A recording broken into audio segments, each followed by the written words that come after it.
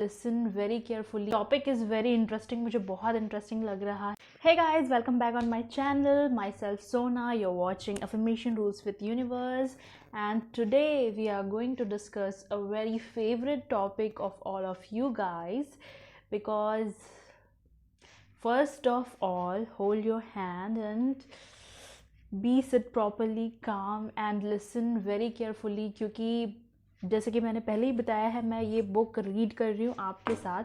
तो अभी तक मैंने भी ये बुक रीड नहीं की है, but the topic is very interesting, मुझे बहुत इंटरेस्टिंग लग रहा है. एंड द टॉपिक इज़ धन का रहस्य. तो धन का रहस्य और इस पर हम कैसे काम कर सकते हैं, ये हम सीखेंगे आज.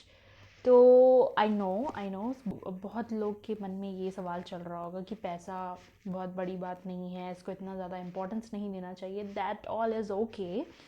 रिलेशन लव से ज़्यादा महत्व नहीं है, बट हम कम्प्लीटली इसको इग्नोर भी नहीं कर सकते हैं. Because if we born as a human, so definitely धन तो हम सबके लिए बहुत ज़्यादा मायने रखता है. हाँ, it's okay, I can understand. धन सब कुछ नहीं होता, बट काफ़ी कुछ होता है. सो आज हम इसके बारे में जानेंगे, तो प्लीज़ गौर से सुनिएगा. यहाँ पर धन का रहस्य में हमें जो बुक है इसमें बताया गया है कि मस्तिष्क जिस चीज़ की कल्पना कर सकता है उसे हासिल भी कर सकता है. तो अभी तक हमने काफ़ी सारी चीज़ें देखी कि लोगों ने किस किस तरह से अपने विशेस को अपने विजुअलाइजेशन से, अपने सही विजुअलाइजेशन से पूरा किया. सो अगर ऐसा हो सकता है तो धन के लिए भी ऑब्वियसली कुछ ना कुछ तो होगा ही.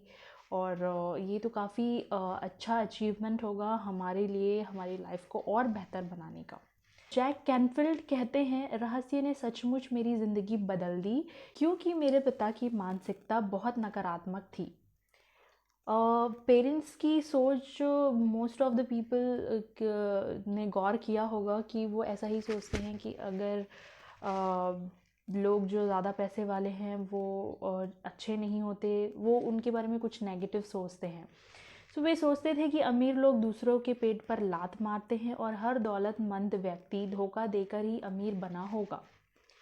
ये कुछ हद तक सही हो सकता है, बट पूरे हद तक ठीक नहीं है, क्योंकि काफ़ी सारे पैसे वाले लोग में भी उनको द सीक्रेट का नॉलेज पता है. सो उनको यूनिवर्स ने कुछ चीज़ें ऐसी उनके सामने पेश की जिस पे फोकस करके वो आगे बढ़े. तो हम सबको इस चीज़ में कंसिडर नहीं कर सकते हैं. इसलिए बचपन से ही पैसे के बारे में मेरे दिमाग में बहुत गलत धारणाएं थी. तो जैक कैनफील्ड का जो बचपन था वो पैसे को लेकर वो बहुत गलत समझते थे, क्योंकि उनके पेरेंट्स काफ़ी ज़्यादा नेगेटिव थे. अमीर लोगों के बारे में जो उनका ख्याल था वो अच्छा नहीं था. तो बचपन में क्या होता है कि मोस्ट ऑफ द टाइम हम अपने पेरेंट्स की बात सुनते हैं, तो हम उनकी तरह ही सोच रखने लग जाते हैं. सो क्योंकि सिर्फ बुरे लोग के पास पैसा होता है और पैसा पेड़ों पर नहीं उगता. ये तो हम सबके पेरेंट्स का फेवरेट डायलॉग है कि पैसा, हमारे पास कोई पेड़ नहीं लगे हुए हैं पैसे के जो तोड़कर तुम्हें दे दें. So okay. सो मेरे पिता का एक प्रिय वाक्य था, तुम्हें क्या लगता है मैं रॉक फेलर हूँ? बड़े होते समय मुझे यकीन था कि ज़िंदगी बहुत मुश्किल होती है. बहरहाल जब मैं डब्ल्यू क्लेमेंटन स्टोन से मिला, तब कहीं जाकर मैंने अपनी ज़िंदगी को बदलना शुरू किया. तो जिन पर गॉड का ग्रेस होता है ना, वो कभी ना कभी अपनी लाइफ में किसी सही इंसान से जाकर ज़रूर टकराते हैं जो उन्हें एक सही डायरेक्शन दिखाता है था. और जैक कैनफील्ड के लिए वो इंसान था डब्ल्यू क्लेमेंटन स्टोन. तो स्टोन के साथ जब वो काम कर रहे थे तो उन्होंने मुझसे कहा, मैं चाहता हूँ कि तुम एक लक्ष्य तय करो जो इतना बड़ा हो कि उसे हासिल करने पर तुम्हारा दिमाग घूम जाए और तुम्हें पता चल जाए कि ऐसा सिर्फ इसलिए हुआ है क्योंकि मैंने तुम्हें उस लक्ष्य को हासिल करने का तरीका सिखाया है. We also want to learn कैसे. तो उस समय मेरी सालाना आमदनी लगभग $8,000 थी. ओके. उनकी जो सैलरी थी वो $8,000 थी, और इसलिए मैंने कहा कि मैं एक साल में $1,00,000 कमाना चाहता हूँ. तो अगर 8,000 और 1,00,000 में हम फ़र्क देखें तो बहुत ज़्यादा डिफरेंस होता है. क्योंकि अगर हम द सीक्रेट का इस्तेमाल कर ही रहे हैं तो हम नॉर्मल अमाउंट क्यों अट्रैक्ट करें? क्योंकि अगर हम $8,000 कमा रहे हैं और अगर हम $10,000 के बारे में सोचेंगे तो वो कोइंसिडेंस सा लगेगा कि ठीक है सैलरी बढ़ गई या कुछ अच्छा काम किया तो उसमें इंक्रीमेंट हो गया। बट सीधा 8,000 से 1 लाख तक के डॉलर का जो सफ़र होगा, जो जर्नी होगी, वो इतनी जल्दी तय करना आसान नहीं होता। बट अगर उनके साथ ऐसा होता है तो सच में उनको ये चीज़ में बहुत प्राउड फील होगा कि उन्होंने LOA का सही इस्तेमाल करना सीख लिया। देखिए, मुझे ज़रा भी नहीं पता था कि मैं ऐसा कैसे कर सकता हूँ। कोई रणनीति, कोई संभावना नहीं दिख रही थी। मैंने तो बस यूँ ही कह दिया, मैं इसकी घोषणा कर रहा हूँ, मैं इस पर यकीन कर रहा हूँ, बिलीव यहाँ पर भी होना चाहिए और मैं इसे सच मानकर काम करने जा रहा हूँ और मैं इसे ब्रह्मांड में भेजने जा रहा हूँ, तो मैंने यह कर दिया। ये मैसेज उन्होंने यूनिवर्स को पहुंचाया कि वो ऐसा ही सोचते हैं कि वो $8,000 नहीं, वो $1,00,000 अर्न करते हैं। उन्होंने मुझे एक चीज़ यह सिखाई थी कि मैं हर दिन अपनी आंखें बंद करके अपनी लक्ष्य की स्पष्ट मानसिकता की तस्वीर देखूं। जो वीडियो के हमने पिछले वीडियोस में हमने बात की थी विजुअलाइजेशन की, मानसिक तस्वीर देखने की, वही काम वह धन के लिए भी कर रहे हैं। जैसे वह लक्ष्य हासिल हो चुका है, जैसे कि वो $1,00,000 कमा रहे हैं, वो ये विजुअलाइज करने लग गए। तो मैंने $1,00,000 का नोट बनाकर अपने पलंग के ऊपर की दीवार पर चिपका दिया। पलंग के ऊपर जहाँ पर वो सोते थे उसकी ऊपर वाली दीवार पे उन्होंने $1,00,000 का चेक बना के चिपका दिया। सुबह उठकर जब मैं ऊपर देखता था, ऑब्वियसली जब हम सुबह उठते हैं तो हमारी जो नज़र होती है वो दीवार की तरफ जाती है। तो मुझे वहाँ पर वो नोट दिख जाता था और मुझे याद आ जाता था कि मेरा लक्ष्य क्या है। तो ये एक विज़न बोर्ड की तरह काम कर रहा है, क्योंकि जैसा कि मैंने लास्ट वीडियो में विज़न बोर्ड के बारे में आपको बताया था। हमारे साथ क्या होता है, हम कोई भी एक लक्ष्य चूज़ करते हैं और हम उसे भूल जाते हैं थोड़े दिन के बाद। बट अगर हम ऐसी जगह पे वो लक्ष्य को लगाते हैं जहाँ पर हमारी नज़र बार बार उस पर जाती है, तो डेफ़िनेटली वो हमें हमेशा याद आते रहता है और हमें याद आ जाता है कि हमें इसके बारे में सोचना है। फिर मैं आंखें बंद कर लेता था और $1,00,000 सालाना आमदनी वाली जीवन शैली की मानसिकता तस्वीर देखने लगता था। कैसे वो $1,00,000 कमा रहे हैं और उसका क्या क्या कर रहे हैं वो, तो वो चीज़ें भी वो विजुअलाइज़ करते थे साथ में। रोचक बात यह है कि 1 महीने तक कोई भी बड़ी घटना नहीं हुई। 1 महीने तक उनके साथ कुछ नहीं हुआ। जैसे कि मैंने काफ़ी बार आपको बताया कि हम जब अपनी विश पूरी होते हुए नहीं देखते हैं तो हम सोचते हैं कि ये बकवास है, ये पूरा नहीं होने वाला है। उनके साथ भी 1 महीने तक कुछ नहीं हुआ। तो उनको कोई आइडिया भी नहीं सूझ रहा था या फिर उनको कोई ऐसे ज़्यादा पैसे भी नहीं दे रहा था। तो मेरे मन में कोई भी चमत्कारी विचार नहीं आया, किसी ने भी मुझे ज़्यादा पैसे नहीं दिए। तो उनको भी क्या है, उस टाइम तक चमत्कारी विचार, मैजिक होने के ख्याल तो नहीं आएंगे, क्योंकि उस टाइम तक उनको कुछ नहीं सूझ रहा था और ना दिख रहा था। 1 महीने बाद मेरे मन में $1,00,000 का विचार आया। 1 महीने के बाद सडनली उनको कुछ आइडिया आया। यह अचानक ही मेरे दिमाग में आया था। मैंने एक पुस्तक प्रकाशित करने की योजना बनाई। मैंने सोचा अगर मैं अपनी पुस्तक को 4 लाख प्रतियां बेच सकूं तो हर प्रति के ऊपर मुझे $0.25 का लाभ होगा, तो मुझे $1 मिल जाएंगे। देखने वाली बात यह थी कि पुस्तक पहले से तैयार थी, उन्होंने पहले से ही एक बुक लिख के रखा था, लेकिन ये बात कभी पहले मन में नहीं आई। उनको पहले ये ख्याल नहीं आया था, पहले कभी नहीं आया था।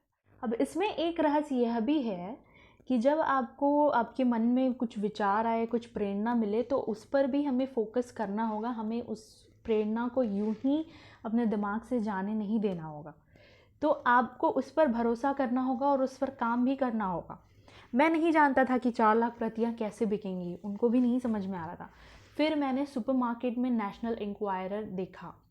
मैं इसे लाखों बार देख चुका था। उन्होंने वो सुपरमार्केट में काफ़ी बार उसको देखा था, क्योंकि यह वहाँ पृष्ठभूमि में लगा रहता था, सामने ही लगा रहता था। अचानक मेरे दिमाग में एक विचार कौंधा। मैं सोचा अगर पाठकों को मेरी पुस्तक के बारे में पता चल जाए तो यकीनन 4 लाख लोग इसे खरीद लेंगे। तो ऐसा पहले क्यों नहीं हो पाया? क्योंकि पहले उन्होंने इस चीज़ पर फोकस करना शुरू नहीं किया था। कभी कभी क्या होता है, कुछ चीज़ें हमारे सामने होती हैं फिर भी हम उसको अवॉइड कर देते हैं, नेगलेक्ट कर देते हैं, और जब हम उस पर फोकस करना शुरू करते हैं, हम किसी चीज़ को खोजना शुरू करते हैं, तो सामने रखी हुई चीज़ भी हमें हाईलाइट होकर दिखना चालू हो जाती है। सो लक्ष्य बनाने के 1.5 महीने बाद न्यूयॉर्क के हंटर कॉलेज में मैंने 600 शिक्षकों के सामने भाषण दिया। भाषण के बाद एक महिला मेरे पास आकर बोली, आपका भाषण बहुत अच्छा था, मैं आपका इंटरव्यू लेना चाहती हूँ, यह है मेरा कार्ड। मुझे बाद में पता चला कि वह महिला फ्रीलांस पत्रकार थी और नेशनल इंक्वायरर में लेख लिखती थी। द ट्विलाइट जोन की विषय वस्तु मेरे दिमाग में गूंजने लगी, जैसे ओ यह चीज़ तो सचमुच काम कर रही है। वह लेख छप गया और पुस्तक की बिक्री बढ़ने लगी। अमेजिंग। मैं यह बताना चाहता हूँ कि मैंने अपने जीवन में इस सभी घटनाओं को आकर्षित कर रहा था, जिनमें वह पत्रिका भी शामिल थी। लंबी कहानी को संक्षेप में अगर कहा जाए, शॉर्ट में अगर कहा जाए, तो मुझे उस साल $1 लाख की कमाई नहीं हो पाई। हमारी कमाई $92,327 थी। लेकिन क्या आप यह सोचते हैं कि हम उदास हो गए और कहने लगे कि यह बेकार है? नहीं, इसके बजाय हम तो यह सोच रहे थे कि यह अद्भुत है। मेरी पत्नी ने मुझसे कहा, अगर यह तरीका $1 लाख के लिए काम करता है तो क्या $10 लाख भी इससे बनाए जा सकते हैं? मैंने कहा, मुझे नहीं पता, लेकिन लगता तो है, हम कोशिश करके देखते हैं। मेरे प्रकाशन ने chicken soup for the soul पुस्तक के लिए जब मुझे रॉयल्टी का चेक काटा, तो उन्होंने अपने सिग्नेचर में एक स्माइल बनाया, क्योंकि वे पहली बार किसी को $10 लाख का चेक दे रहे थे। इट मीन्स जैक कैनफिल्ड ने $10 लाख का चेक का भी सपना पूरा किया। एंड मैं अपने अनुभव से जानता हूँ, क्योंकि मैं इसकी जांच कर चुका हूँ, क्या यह रहस्य सचमुच काम करता है? बिल्कुल करता है। इसने पूरी तरह काम किया और उस दिन के बाद मैं भव्य जीवन का आनंद ले रहा हूँ। सो गाइज, होप आप लोगों ने जैक कैनफिल्ड की स्टोरी से काफ़ी मोटिवेटेड चीज़ें सीखी होंगी, और ये स्टोरी काफ़ी ज़्यादा मोटिवेट करने वाली हैं कि किस तरह से जैक कैनफिल्ड के पास ऑलरेडी उनकी एक बुक लिखी हुई थी, chicken soup for the soul, but उन्होंने कभी सोचा नहीं कि वो उसको बेचेंगे या फिर उसके कैसे उसको सेल कर पाएंगे मार्केट में। बट जब उन्होंने W क्लेमेंटोन से मिलने के बाद रहस्य इस्तेमाल करने का फ़ैसला किया, उसके बाद से उनकी लाइफ में वो चीज़ें आने लगी जो शायद उन्होंने कभी सामने भी देखा था, लेकिन कभी ख्याल नहीं आया उन्हें कि उस चीज़ का इस्तेमाल करके भी अपनी बुक को सेल कर सकते हैं और $1 लाख या $10 लाख बना सकते हैं। तो अगर आपको भी कभी भी कोई चीज़ चाहिए, कितनी भी अमाउंट चाहिए, so you have to just go through the step by step, और जो भी आपके सामने आपको रास्ता दिखे आप उस पर अमल करिए, और उस पर चलकर देखने की कोशिश करिए कि वो रास्ता आपको आपकी मंजिल तक लेकर जाता है या नहीं। तो ये था धन का रहस्य, और धन के रहस्य में अभी और भी काफ़ी कुछ है जानने के लिए, जैसा कि मैं ऑलरेडी देख पा रही हूँ, तो मैं उनको भी पढ़ूँगी आपके लिए, लेकिन अगले वीडियो में। तब तक के लिए आप मुझे इजाज़त दीजिए, और इस स्टोरी से जितना भी आपने सीखा है आप उस पर काम करने की कोशिश करिए, उस तरह से सोचने की कोशिश करिए, और तब तक के लिए मिलते हैं नेक्स्ट वीडियो में गाइस, एंड तब तक के लिए bye bye, be happy, be healthy, stay safe and think positive guys.